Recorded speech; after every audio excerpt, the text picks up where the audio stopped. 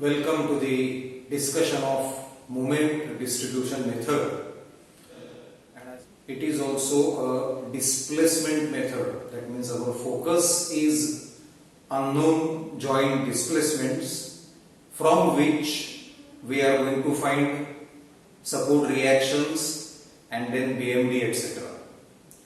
This method, moment distribution method, which is also called as Hardy-Cross method, was extremely popular with all the concerning offices until the computers came, until the softwares came, apps came, and now of course entire work is completely carried out on computer programs only.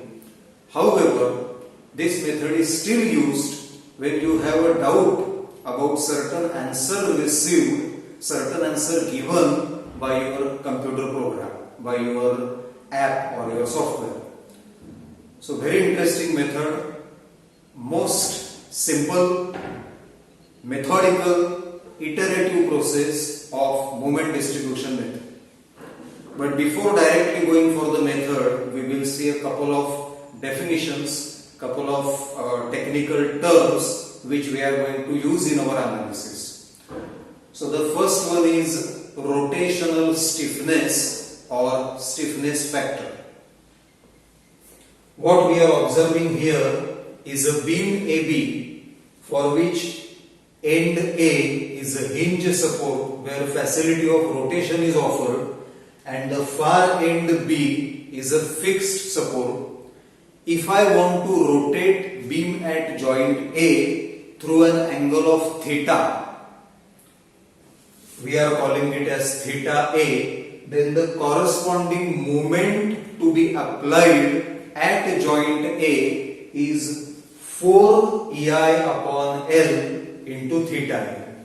This we already know. We have derived this in our previous course, that is Structural Analysis 1, and we have used this result in slope deflection method to include the near end rotation contribution in the overall end moment. So it is 4 EI upon L into theta A, a term very well known to us. That is precisely what I have written. Moment A is 4 EI upon L into theta A. Now what is rotational stiffness, also called as stiffness factor? Both the terms are same. So what is the meaning of it? Moment corresponding to unit rotation.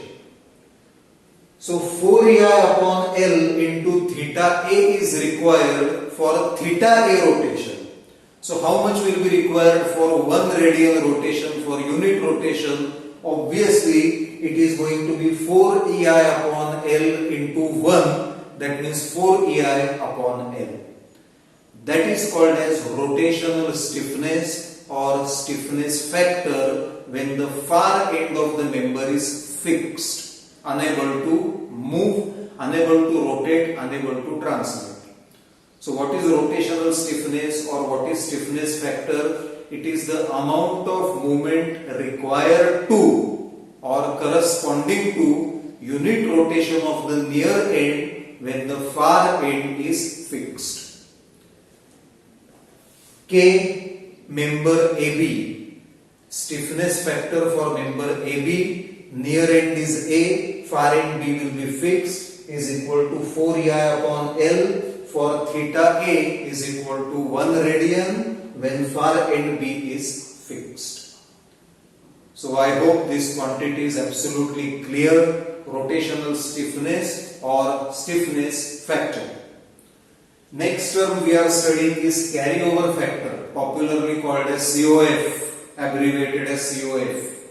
What is it? So please observe here.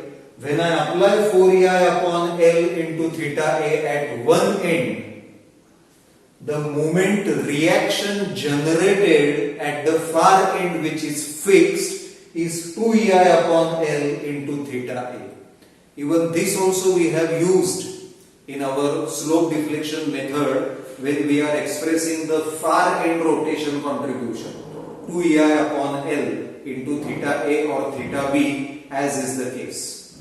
So here when this is 4 EI upon L into theta A, this reaction generated will be 2ei upon L into theta A. So obviously when I apply 4 times ei theta A upon L, the moment carried over to the other end of the beam is exactly half. It is 2ei upon L into theta A. That's why the reaction is also half, that is 2ei upon L into theta A.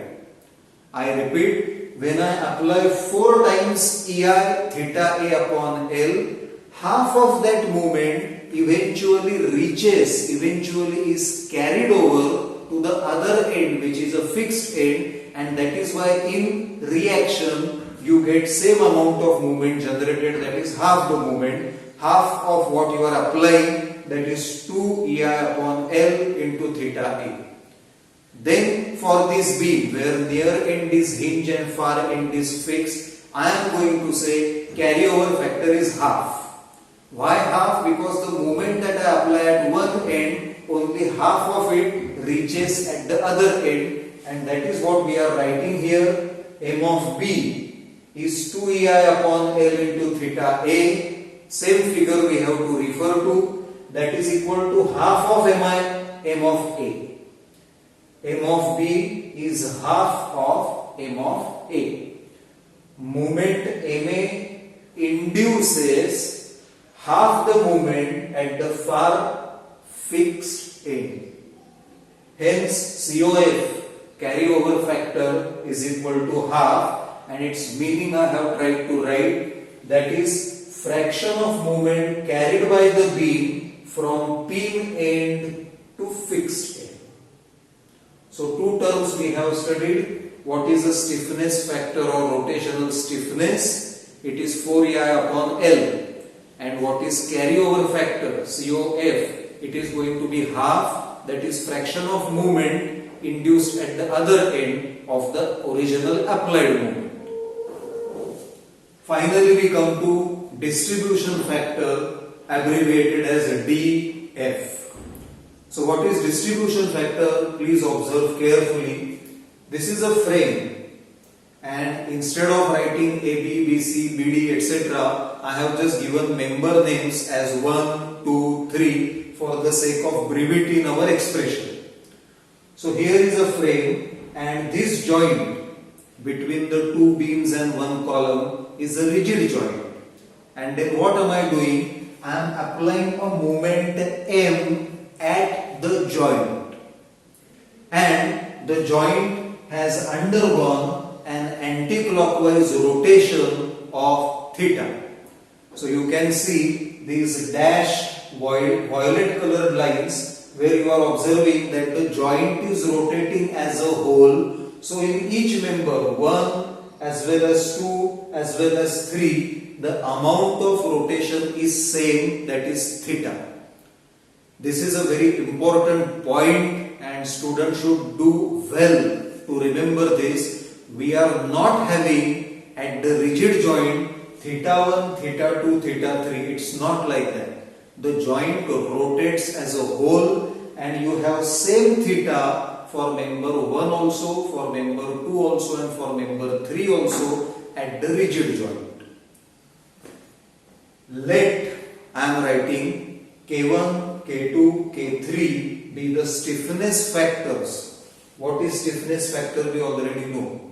It is the amount of movement required to produce unit rotation, denoted by K, as we already saw. So here I am writing, let K1, K2, K3 be the stiffness factors or rotational stiffnesses for members 1, 2 and 3.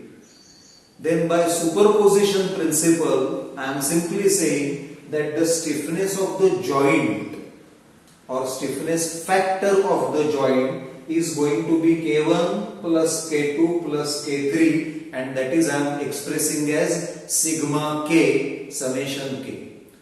This is obvious. When you have 3 members meeting at a joint, each one has a stiffness factor of K1, K2, K3 etc., then the rigid joint will have a total stiffness factor of their summation, because when you try to rotate that joint, each one is going to offer resistance. So that's why using principle of superposition, we are seeing total stiffness factor of the joint is sigma k, that is K1 plus K2 plus K3.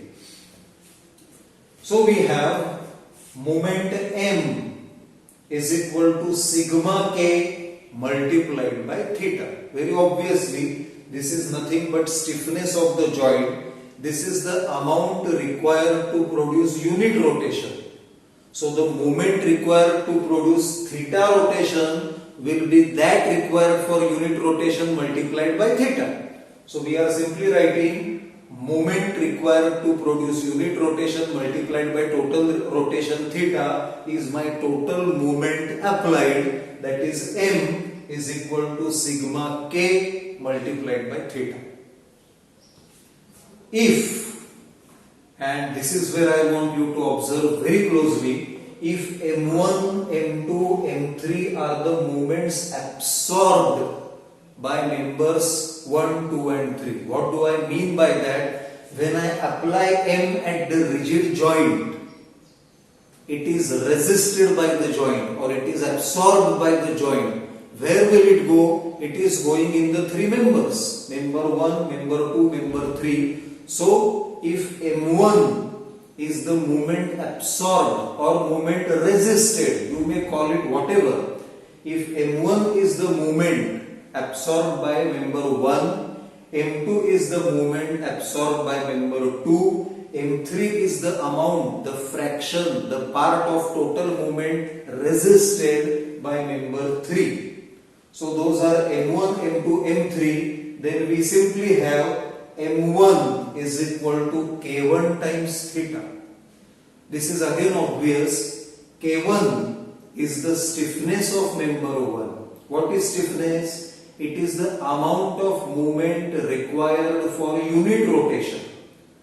So for 1 radian, if you require K1 amount of movement, for theta radians, you will require how much movement? It is going to be K1 times theta. And that moment we are calling as M1. And M1 is a part of originally applied M. That's all. So I am writing M1 is equal to K1 times theta. Similarly, M2 is equal to K2 times theta and M3 is equal to K3 times theta. K1, K2, K3 are stiffnesses, moments required for unit rotation, and theta is the total rotation. So M1, M2, M3 are K1 theta, K2 theta, K3 theta. And obviously from equilibrium, it is essential that total M is equal to M1 plus M2 plus M3. If you are applying moment M and it is getting absorbed as M1, M2, M3, or it is getting resistance of M1, M2 and M3, equilibrium of external movement and internal movement says that M should be equal to M1 plus M2 plus M3. Now we try to define distribution factor, abbreviated as DF. Distribution factor is the fraction of moment absorbed by a member. When you apply M, what fraction of it is absorbed by that member, or what fraction of it gets distributed in that member, or how is the overall distribution of the applied moment at a joint, that is represented by distribution factor. So that is what I am writing, and I repeat, distribution factor is the fraction of moment absorbed by a particular member. Now how do I find that fraction? I simply say M1 upon M, because M1 is absorbed by member 1, M is total applied, then M1 upon M is the fraction of M absorbed by 1, member number 1, and that I am calling as distribution factor 1. So for member 1, distribution factor 1 is defined as M1 upon M. Choosing from here, M1 is K1 theta and denominator M is sigma K upon theta. So I am simply writing K1 theta upon sigma K into theta. Theta, the non-zero rotational part, will get cancelled and I end up getting K1 upon sigma K.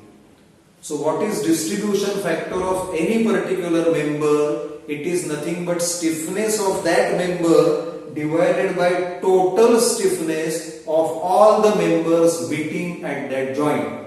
I repeat, what is distribution factor of a member? Yes, by technical definition, it is fraction of moment absorbed by a member. That is the meaning of it. But how do we determine it while solving a numerical example? It is going to be K1 upon sigma K. Sigma K is K1 plus K2 plus K3. That is stiffness of all members which are meeting at that particular joint. So, distribution factor 1 is the stiffness of 1 divided by total stiffness of the joint. That means sum of stiffnesses of the members meeting at that joint.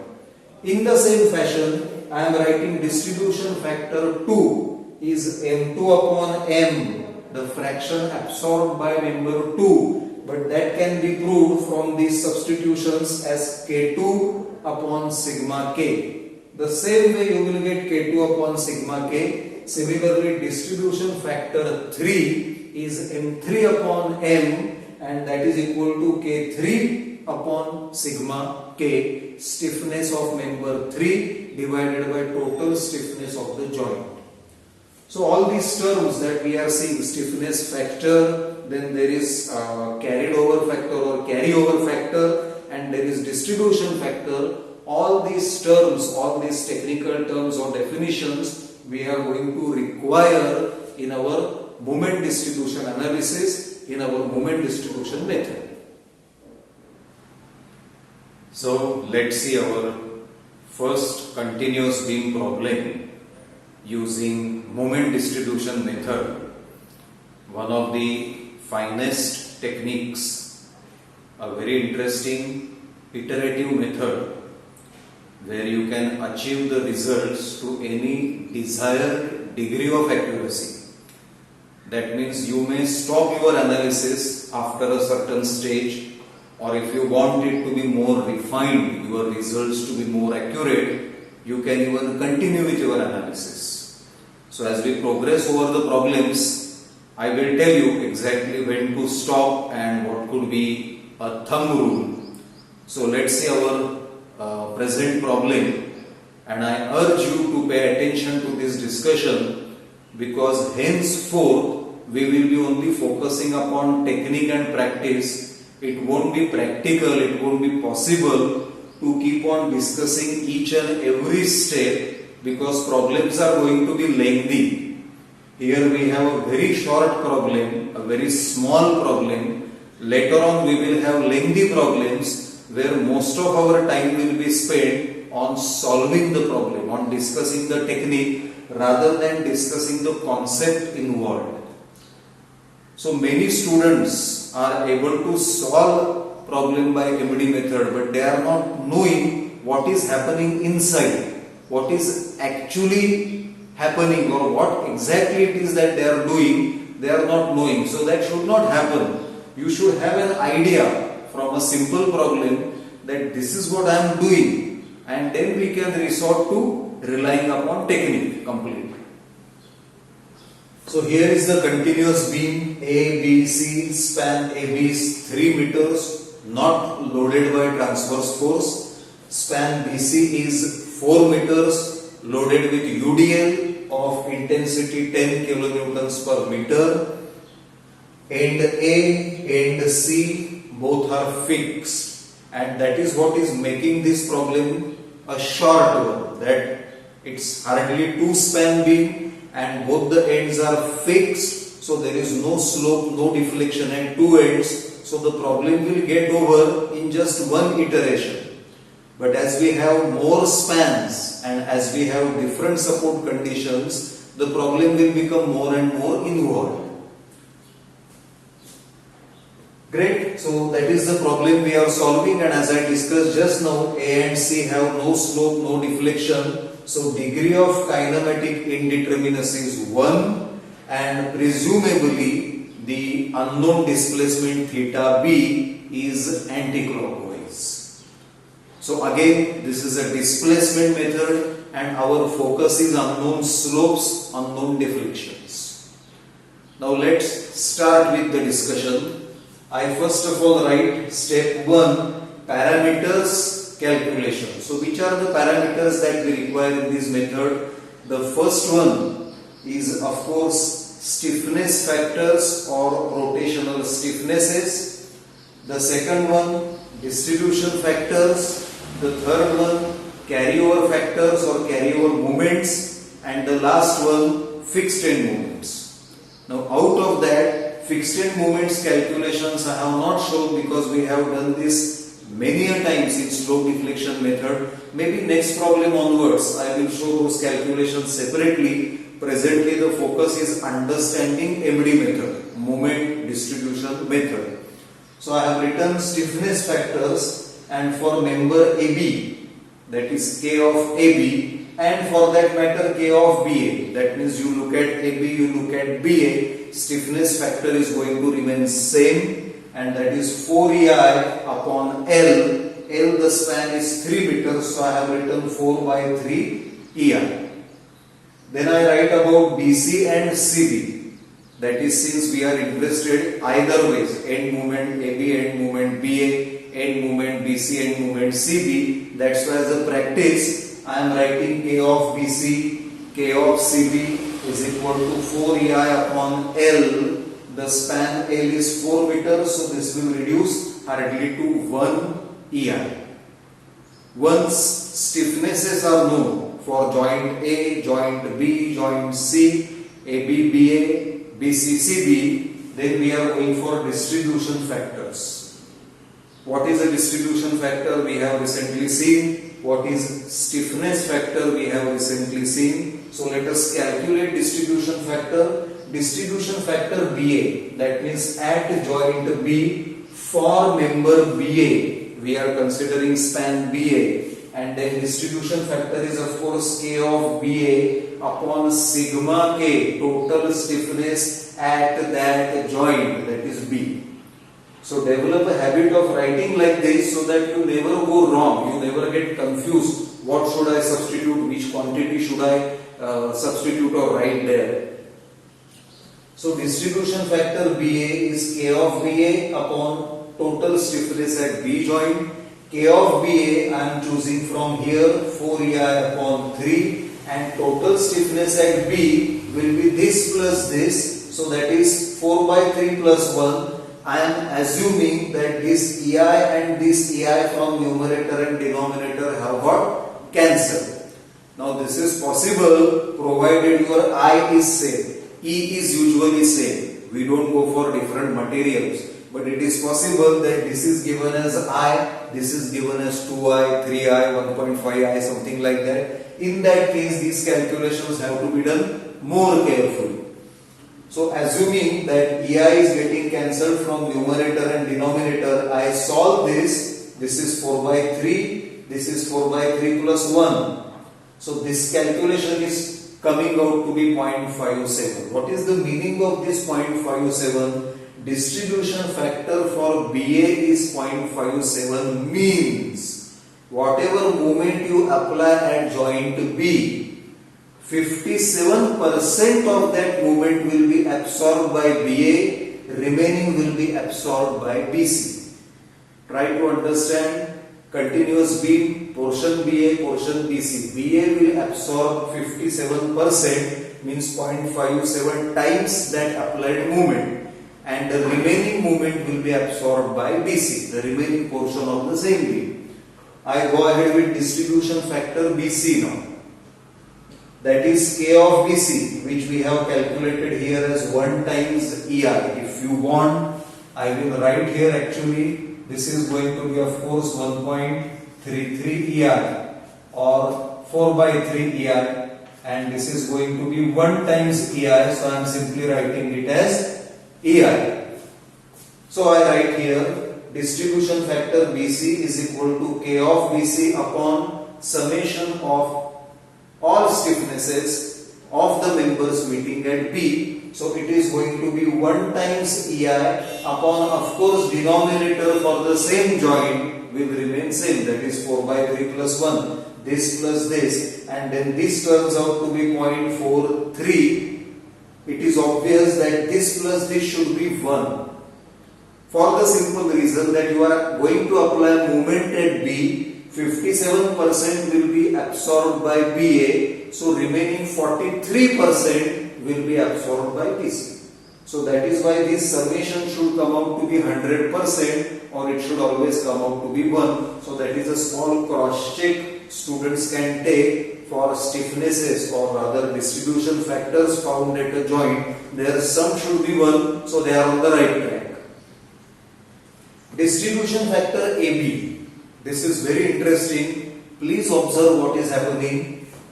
At a joint, for span AB, I have member AB which has some stiffness that we have calculated here. But the other part making that joint is a rigid wall. Observe joint A. At joint A, there is complete rigid support on one side and a beam on the other side, that is your AB beam. Now when you try to express distribution factor as a stiffness of AB upon total stiffness of all the members meeting at joint A. So who is meeting at joint A? AB is meeting at joint A, and then there is a rigid wall. This is immovable wall. This is absolutely 100% rigid and stiff wall. So whatever I apply here, that moment will be completely absorbed by the wall. No portion of this movement will go to member AB because wall is absolutely stiff, 100% stiff. Its stiffness is infinitely large. You cannot bend that wall, you cannot move that wall. So I am writing distribution factor for AB, K of AB upon sum of K stiffnesses at joint A, and in denominator I am substituting infinity, that wall is absolutely rigid. That is giving me distribution factor for AB at 0. It simply means that whatever moment I apply at that wall, it will be totally absorbed by the wall. Nothing will be left for AB. Nothing will be absorbed by AB or resisted by AB. In the same fashion, if you look at joint C, it is between member CB and a rigid wall, infinitely stiff. So that if I try to apply any moment at this connection, at this joint, it will be completely absorbed by that wall. Nothing will be distributed into CB. That's why applying same theory and imagining that this denominator sigma K at C, joint is different, C joint it is. So sigma K at C, this has a finite stiffness, but the wall has infinite stiffness. So my denominator here also will come out to be infinity, and so distribution factor CB again I have written as 0. So remember this as a thumb rule, that once you have a fixed wall on a side, the distribution factor for the connected member is 0 because that wall stiffness is assumed to be infinity. Now we are equipped with stiffnesses. More than that, we are equipped with distribution factors. So now we are ready to start the analysis. And this is the most interesting part of it. Just observe, I will be moving between this table and this particular drawing. The things that I have written in this table, the logic you will find in this drawing. So I will be explaining the drawing and I will be explaining the corresponding entries in the table. Please try to understand this correspondence, this correlation. As I said that henceforth I may not be able to do this every time because the problems will get more and more complex, more and more involved. So let's see what we are doing. The technique suggested by Professor Hardy-Cross is like this. He suggested that you freeze, you restrain all the joints as a first step. Already this is fully restrained, this is fully restrained. So I restrain joint B. I restrain joint B means I imagine a fixed support here.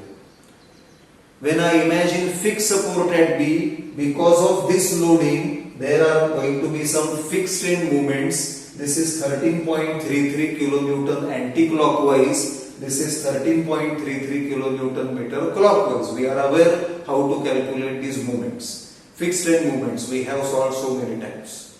So 13.33 anti-clockwise, 13.33 clockwise, and because there is no loading on this span, there are no end moments or fixed end moments, so these I have written as zeros. So what is the first step? Restrain all the joints and find out the moments. So that is what we have done here, and that is what I am going to enter here. Now pay attention. For the sake of reference, I have repeated my beam there.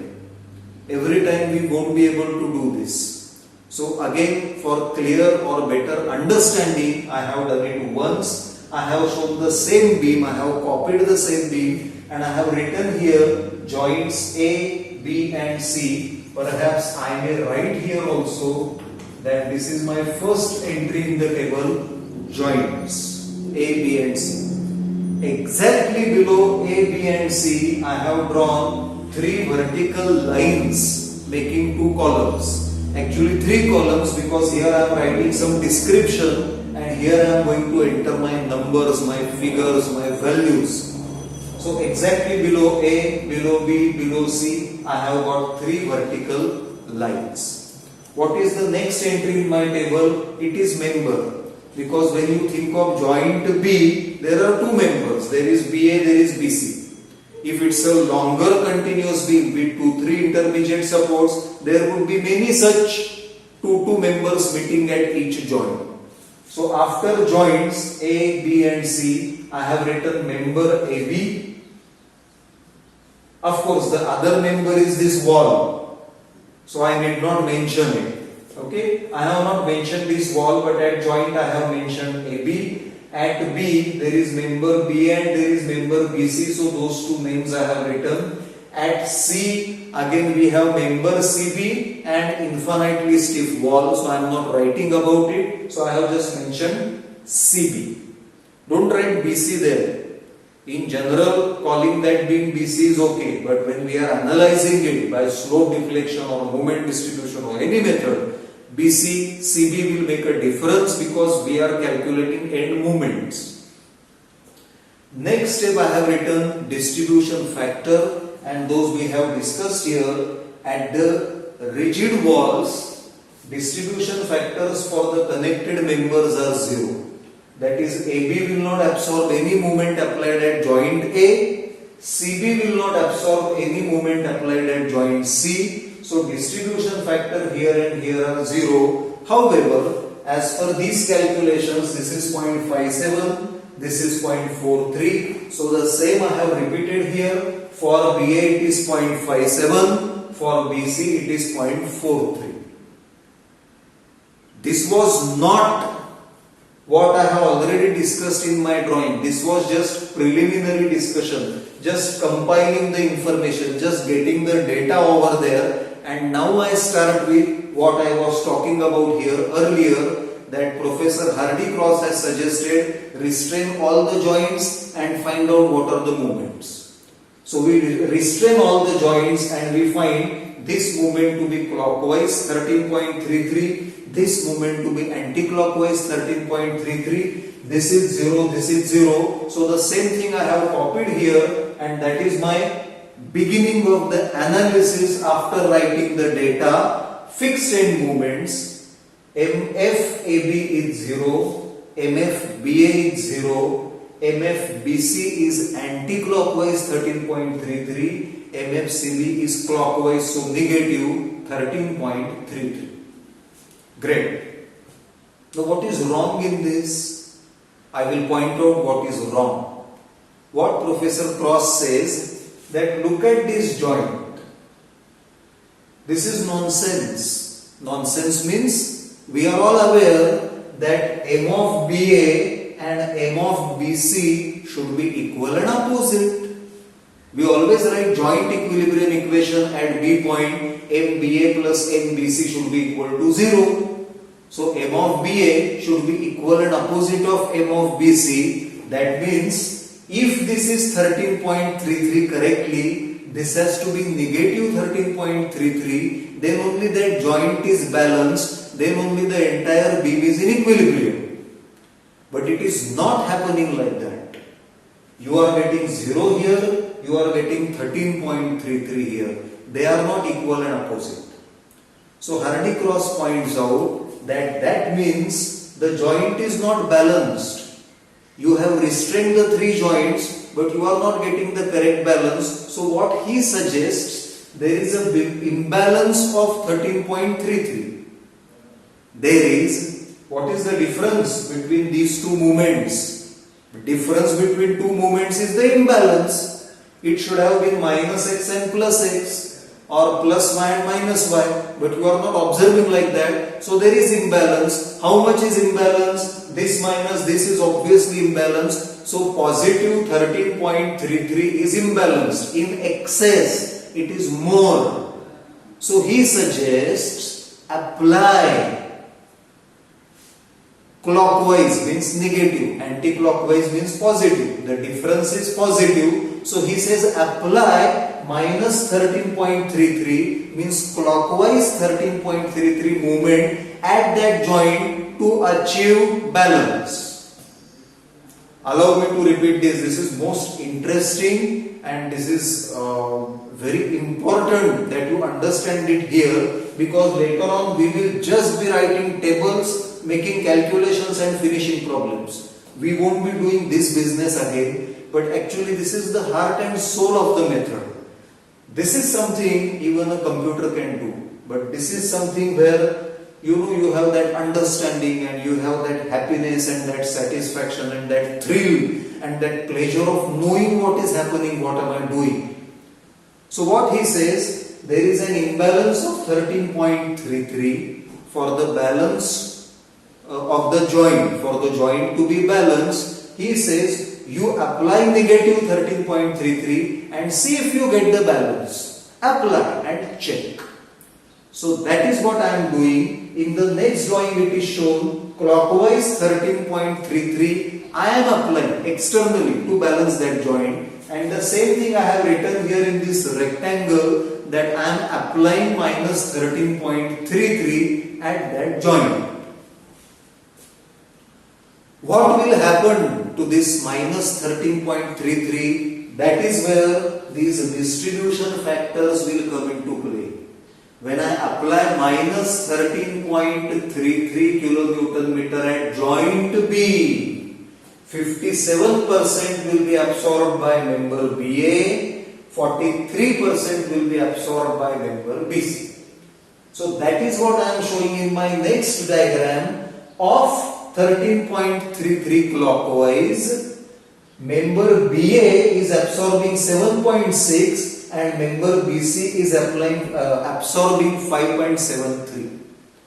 So where from these two movements are appearing or these two values are appearing, it is nothing but this value 7.66 is 0.57 multiplied by 13.33, and this value is nothing but 0.43 multiplied by 13.33. So in this diagram I am showing what am I applying, and in this diagram I am showing how it has got distributed in the two members. That is precisely what we are doing here. I am applying this much, minus 13.33, but in the next row I am writing dm. dm means distributed moments. So out of negative 13.33, my calculation is going to be 0.57 into negative 13.33 should be equal to negative 7.6, 57%, and 0.43 multiplied by negative 13.33 is equal to minus 5.73, 43%. Let us look at joint A and joint C also. At joint C, whatever movement I may apply, distribution factor of member AB is going to be 0. So whether I like this balance or imbalance, whether I find it balanced or imbalanced, I have no way of distributing any movement in member AB whatever moment I apply here, just let me show here that I am applying some moment M at A, and for that matter I am applying some moment M at C, imagining that there is a grave imbalance and imagining that I am not liking that imbalance. I have applied some moment at joint A, I have applied some moment at C, but what will happen, because of infinitely stiff walls on either side, those moments are totally absorbed by the walls and eventually absorbed by the earth, and member AB is not getting any portion of it. Member AB is not resisting any portion of it. So MA multiplied by 0 is 0, MC multiplied by distribution factor 0 is 0. So these are my entries in my second row after writing fixed end moments, distributed moments. This moment I applied at joint B to balance that joint B. It has got distributed as 57% and 43%. Here also I tried to apply some moments in the hope of achieving some balance. However, the distribution is 0 and 0 simply. And now we come to this part of the drawing where you are observing some rightwards arrow and 1/2 is written. Here you are observing some leftwards arrow and 1/2 is written. This is nothing but carried over moments. 1/2 is the carryover factor. In the introduction recently we saw that whenever you have a hinge joint, a joint where facility of rotation is there and far end is fixed, whatever moment you apply at that joint, half of that goes to the other end. So that is what I am showing here. I apply 13.33 clockwise. This member absorbs 7.6 clockwise, but out of that, half the moment reaches up to the far end, and that is 3.8 kilonewton meter clockwise. So what I am showing here, applied moment, distributed moments, carried over moments. So out of 7.6, 3.8 has gone to the other end. Out of 5.73, 2.86. With the same sense, this is also clockwise, this is also clockwise, this is clockwise, this is clockwise. Same sense, 1/2. It is not negative half, it is positive half. So the sense of applied moment and carried over moment is same. So out of 5.73, 2.86 reaches the further end, and that is precisely what I am writing in my table here. See the next entry, COM means carried over moments. And then we are observing that out of negative 7.6, you can observe this arrow, minus 3.8 has reached joint A. And out of minus 7.6, out of minus 5.73, minus 2.86 has reached joint C. Don't get confused by positive values here and negative values here. Here I have actually shown the sense of clockwise, and there I am writing clockwise as negative, that's all. We are talking about same physical quantities, same moments. So this is negative 2.86, this is negative 3.8, those two entries I have written here. And then since this was 0, half of 0 reaching joint B, that is 0. Half of this 0 reaching joint B, that is 0. So I observe that at joint B, my joint is balanced. There is no difference in the moment written for BA, moment written for BC. Once that joint is balanced, I can imagine, I can consider that my analysis is over. And finally, what do I observe? At this joint, I have this moment plus this moment. At this joint, I have this moment plus this moment. In general, that means I have to take the summation of moments at the different joints. So that is precisely what am I doing. I am adding this moment, these moments, I am just taking the summation of these moments. So my last row is nothing but sigma m. And just add all these moments, not the applied ones. Actually, since this is our first problem, I am writing here MA or minus 13.33 or MC. This will be a part of our discussion. This will be a part of our imagination. It will be there in our mind. But the written figures will only be fixed end moment, distributed moment. If the problem is more involved, then there will be 2-3 more cycles. There will be 2-3 more iterations. As I said in the beginning, that since we have only 2 span beam and both the ends as fixed, this is a very small problem and we immediately arrive at joint balance, which doesn't happen so immediately. At least 3 iterative cycles you require to arrive at acceptable accuracy, if not 100% acceptable accuracy.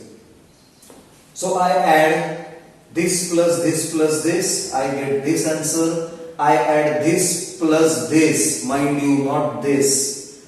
This is our imagination, this we are applying. So this plus this plus this, I get this. This plus this plus this, I get this. This plus this plus this, I get this. And you are observing minus 7.6 and 7.6 equal and opposite. What was not happening here, what Hardy-Cross sir, Professor Hardy-Cross sir has suggested here earlier, that you see these fixed end movements, if the balance is not there, you impose equal and opposite movement and try to get the balance. So that is what we did by applying this particular movement, and we did arrive, we have arrived at a balance at joint B.